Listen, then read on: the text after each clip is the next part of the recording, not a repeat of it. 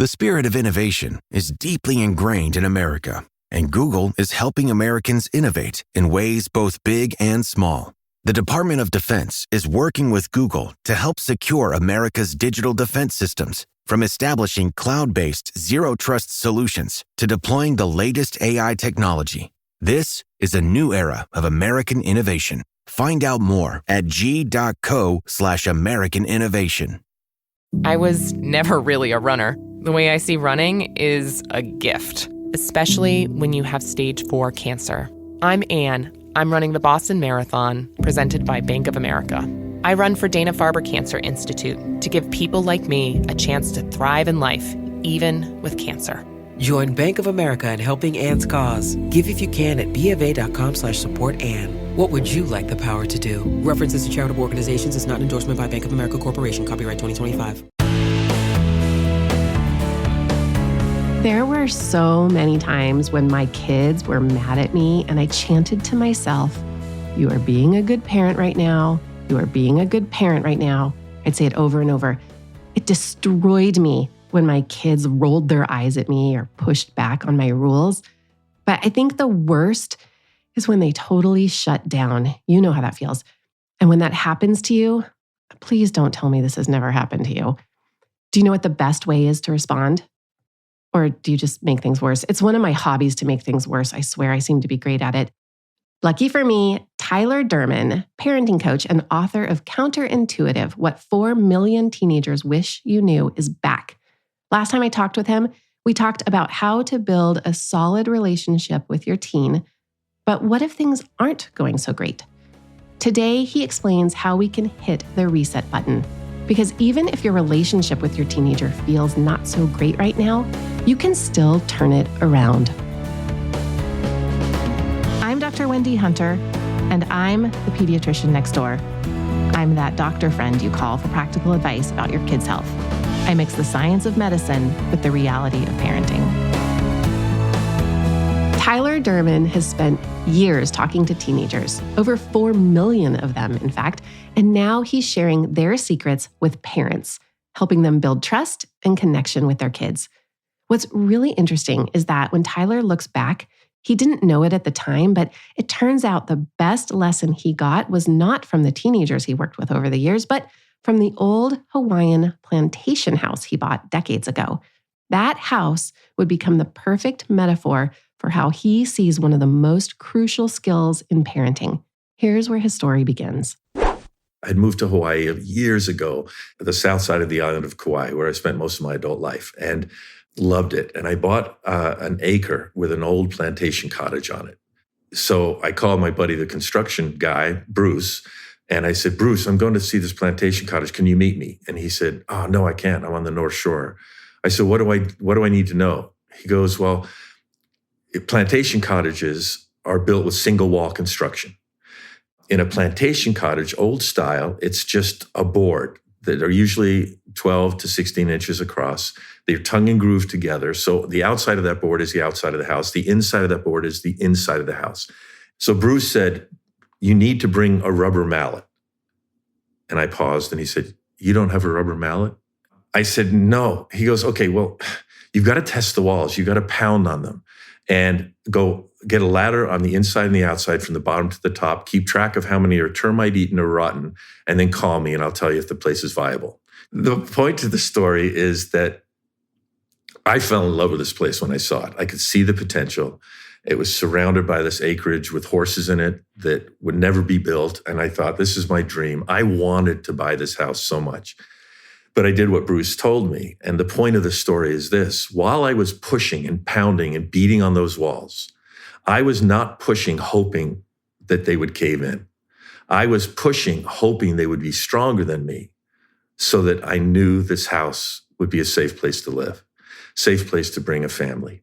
And when our kids push and beat against those walls, it's so important. We have actually a picture near our front door that my nephew painted of that plantation cottage we used to own. And I can't tell you how many times I've looked at that when my kid has tested me and I've thought, okay, it feels really personal. It hurts my feelings. But what they're saying is, are you strong enough? Do you love me enough to be stronger than me and to follow through on what you say is important? Are you willing to risk me not liking you? while I push here? Because when you fall over, like I wear the shirt and then I get away with it and nothing happens, you're telling me that I'm stronger than you and I don't feel safe. So I've got to push harder to find out where will I feel safe? And that builds trust, of course. What about the kid who shuts down? A lot of parents, they push back and their kid just shuts down. How do you overcome that, or how do you prevent that? Well, I think shutting down is a type of testing. Okay. Kids are experts on us. They're super smart. Mm-hmm. They know what's going to get us going. They know our buttons. They know our weaknesses. They study us from the time that their brain starts bursting into 3D when they're born, and so, some kids will push in an angry way, in a mean way. Other kids will push by shutting down, like, oh yeah, well, I'll show you. I'm closing you out because I know you care so much about me being close to you. That happens a lot when it comes to specific subjects about things like screens. My daughter, Brooke, who's just about to graduate from University of Michigan, we got behind the screen issue a little bit. And all of a sudden, 2 of our kids out of the 3 that were left at home had iPhones. And we used to love our time in the car because we'd have great family time. And so Kristen and I discussed, and we said, you know what, we've got to put some limits on these screens in the car. Otherwise, we're not going to talk, because as soon as the screen comes out, there's no more connection. And so we got in the car for a trip to go see the Museum of Tolerance in LA. And Brooke was doing some report on it. And so we thought, let's go as a family. And before we left, I was the one who we decided would make the statement. And I said, hey, you guys, just so you know, no screens while we drive, unless you're the DJ. And then you can set up the playlist, but nothing else. And immediately both kids go, why? And we said, well, because we want to have family time, discussion's important. And so it's just a decision we've made. We knew testing would come, and Caleb was like, all right. And he's a couple years older than Brooke. And then Brooke, who was probably 10 at the time, said, God, well, what if I don't want to talk? And I smiled and said, well, you don't have to talk. She goes, you know what? I'm just going to take a nap. I said, okay, sleep well, right? Because that was the pushing against the wall. Yeah. And then she crossed her arms, put her phone down, all disgruntled, leaned against the window, closed her eyes. And we just let her. That was her style of testing. Mm-hmm. And eventually, in that true experience, about 20 minutes later, she'd been listening the whole time, and she kind of perked up and she got involved in the conversation. But again, it was like, okay, she doesn't like us right now. She doesn't like this boundary, but we can confidently say, even if our boundary isn't right or perfect, what's more important is that we can justify it, and we don't have to every time, but that we can justify it, and we're going to follow through on it because we've discussed this and we feel it's important. So test by shutting down. That's okay. Yeah, okay. You have that right. So that's a great example. What about the kid that puts their phone and their AirPods back in and they ignore you? Like, what do you do in that situation? Well, that's the beautiful thing about that is that's what typically happens in testing. Mm-hmm. It's not typically clear cut. It's sometimes right in your face, like whatever. Yeah. Because your daughter kind of listened because she clearly wanted the boundary, but wanted to see where it was going to go and test you. But there are those very oppositional kids who are going to do whatever they want. And how do you handle that as a parent? What you do in that moment, my advice is to realize that it's going to feel in that moment very personal. Mm-hmm. And timing is everything. And I don't believe we need to deal with it in that instant. There's some research that indicates when our child or anybody is defensive or angry, that the part of their brain that is open to persuasion literally shuts down for 20 minutes approximately. So that's why we give our kids lectures, and how many times do I have to tell you this, right? They're not listening, and it's not because they're demon possessed. It's just because they're defensive or angry. So in the heat of the moment, the kid shoves his earbud in. That would be the time to say, deep cleansing breath. I'm not going to react. I'm going to respond to this. And often the responding is later, and it has more power, where you can be calm, where it's not about ego. It's not about wrestling that out of the kid's hand. Like, I'll show you, and I'll pull this car over. But it's about saying, hey, earlier tonight, maybe at bedtime, earlier this afternoon, when I told you we couldn't do that, you pushed against that. And therefore, the way this is going to work is you're going to lose some freedom. They have this desire for freedom, and it amps up pre-puberty and during puberty. And so the loss of freedom, that boundary is a really powerful thing to say, hey, it's a privilege that you have a phone and that you have earbuds. And so this is our standard for you. But you have to wait until the amygdala calms down. Absolutely. But in the moment, there are those parents that see that as like, they're not respecting me. But the truth is that they are testing you. So the parent in the moment has to say, they're not disrespecting me. They're challenging me and they want to see what I'm going to do.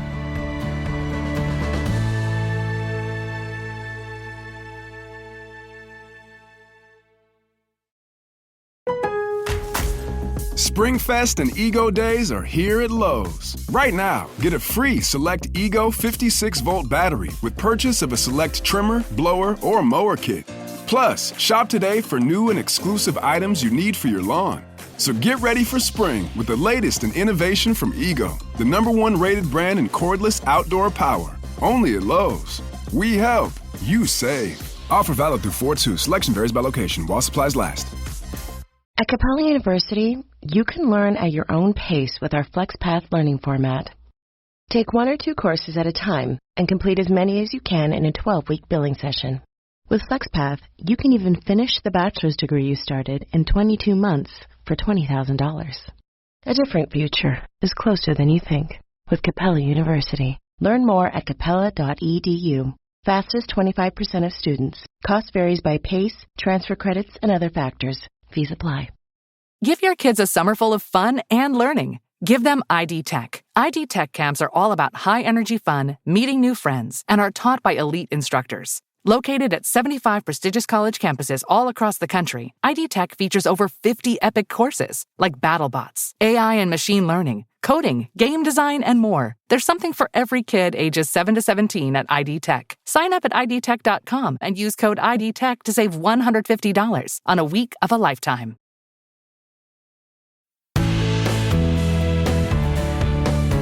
Like Tyler pushing on the walls of that house that he fell in love with and hoped the walls would not cave in, our kids push on our boundaries, hoping we will hold up.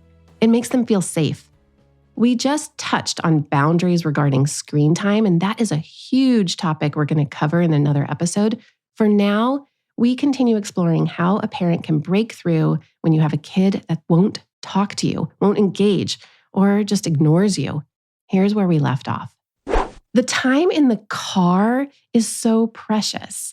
You know, I used to get kind of frustrated that I had to drive my kids all the time, but that windshield time without electronics is just one of the best times ever.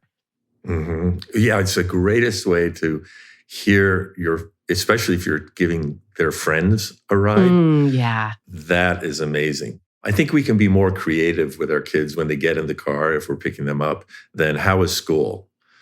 Boring, fine. I think we can become more creative than that with questions like, tell me something about your day that I don't know. And I only want 11 seconds. Just give me 11 seconds. Okay, that's all I'm asking for. I've done that with my daughter, who was just obsessed with had to read this book for this report. And she's our A-type personality kid. And I said, oh, hold on. Give me 11 seconds. And she goes, really, only 11 seconds? And I said, yeah. And she said, okay, so my favorite teacher, and she went into this quirky teacher, and I got almost 11 minutes out of her with me just listening. And it was because we're in this isolated situation, in a circumstance where there's not a lot of distractions, and it's so precious. And then when their friends are in the car, that's the best time to be quiet. I think a lot of us tend to want to show our kids how hip we are. And dumb dads like me, our tendency is to want to be funny because we've seen it on sitcoms where we'll embarrass our kid a little bit. Our commitment is to never shame our kids, to never embarrass our kids, so that we can be their safe place. But if we just shut up when we're driving that car and their friends are there and they talk, oh my goodness, it's one of the greatest things. I want to underline that too, is never shaming your kids. I literally was a Girl Scout leader for 10 years only because I wanted to be in the car with the troop and listen to them. But I do remember watching parents standing right next to their daughter. A mom right next to her daughter would say something mean about the daughter in front of her. Like, oh, she's just not very athletic. Like, don't say that in front of your child. It's right.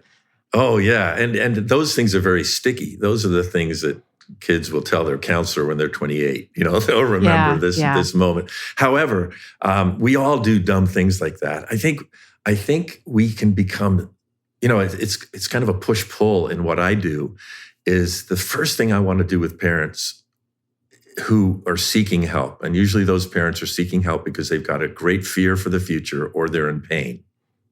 And one of the things I want to do for them is to say, hey, let's not worry about the future forever right now. Let's focus on your relationship. And I think one of the ways we don't listen is we feel like we need to jump in and analyze everything we're doing. And, oh my gosh, how am I making them feel or whatever? Your point is a great point.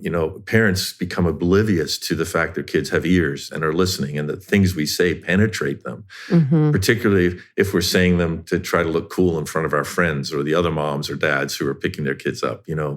I had this mom, Donna. She was going through a divorce from Virginia, and she has given me permission to share this part of her story.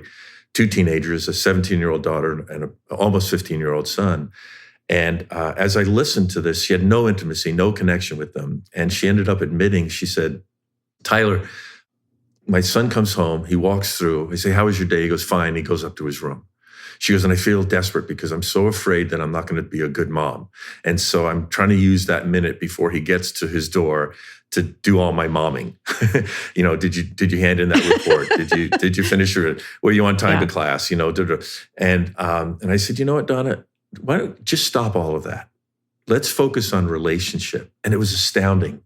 A few months later, I was on Zoom with her and she said, oh my gosh, she said, Tyler, things have changed dramatically because you helped me realize it's okay to not overanalyze everything and to just be present with my son.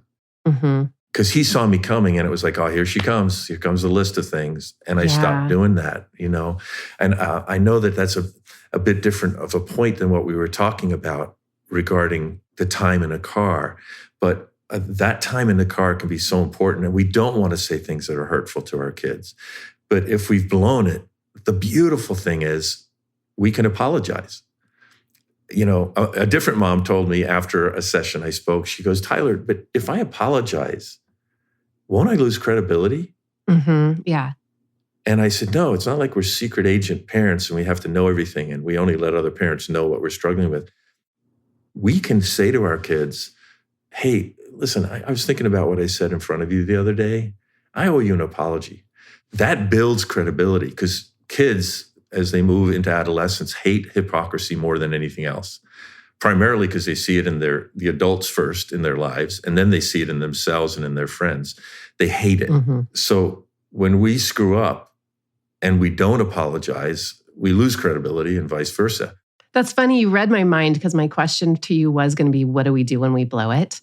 And here's an even harder one is when we blow it, when our teens express something shocking or concerning like bullying or mental health struggles or risky behavior, what do we do then as a parent?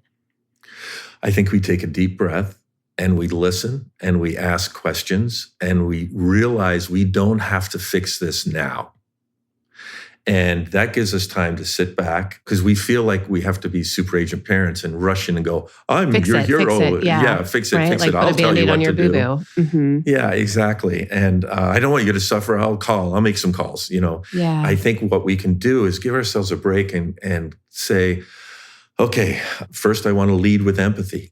So thank you for telling me this. Yeah, I'm so proud of you. Yeah, thank you for telling me. And secondly, I'm so proud of you. That shows strength that you would be open about that. A lot of people wouldn't be open about that. I believe encouragement is more powerful than correction.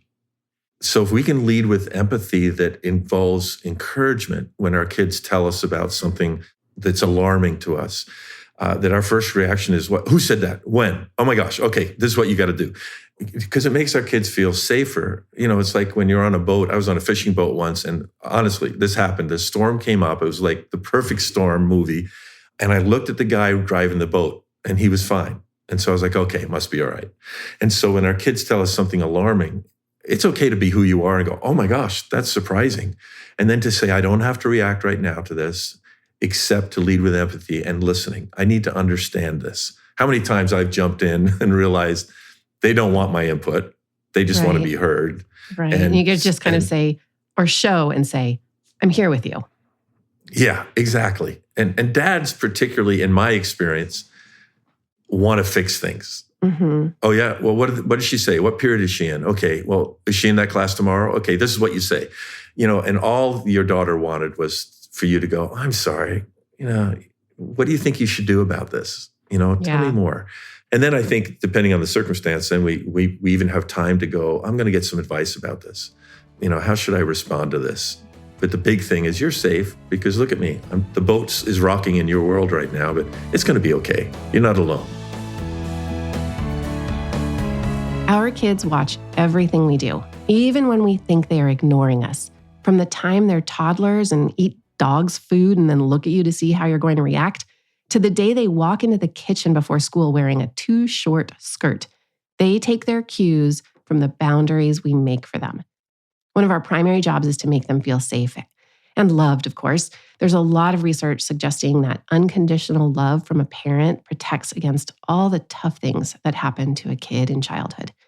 And like a passenger on a bumpy boat feels reassured when they look at the captain and he's smiling and doesn't look worried, our kids look to us when they need to feel safe.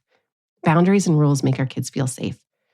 The other day, I told a toddler in my office not to eat a cracker he found on the floor. He looked me dead in the eye and put it in his mouth anyway. That's when I was reminded, kids love to test boundaries. It's basically their full-time job. Setting and enforcing boundaries isn't about being the bad guy. It's about teaching kids how the world works while keeping your own sanity intact. And the key to it, starting early and being consistent. If you as a parent create boundaries and consistency when your kids are young, it makes creating boundaries easier when they get older. You've already had practice, and you can screw up when they're little. Just learn from your mistakes. Start with this idea. If bedtime is at 8 o'clock, but sometimes you let them stay up until 9:30 because you're tired, guess what? You just taught them that bedtime is negotiable. Another trick I recommend for young kids is using the when-then rule.